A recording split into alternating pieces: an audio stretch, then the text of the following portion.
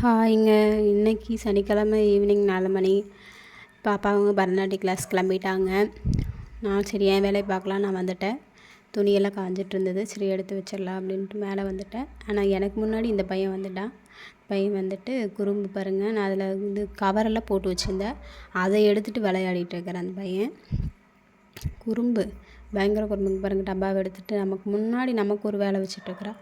சரி அப்புறம் துணியெல்லாம் எடுத்துகிட்டு நம்ம காய வைக்கிற இடத்துலேருந்து மடித்து எடுத்துட்டோம்னா நம்மளுக்கு ஈஸியாக இருக்கும் கொஞ்சம் வேலை.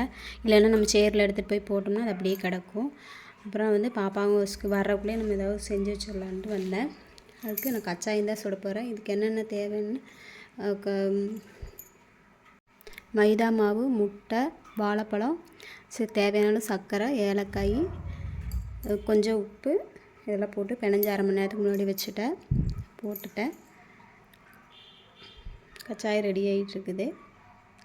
இந்த வீடியோ பிடிச்சிருந்தா மறக்காமல் சப்ஸ்கிரைப் பண்ணி சப்போர்ட் பண்ணுங்கள், ஃபாலோ பண்ணுங்கள், லைக் பண்ணுங்கள்.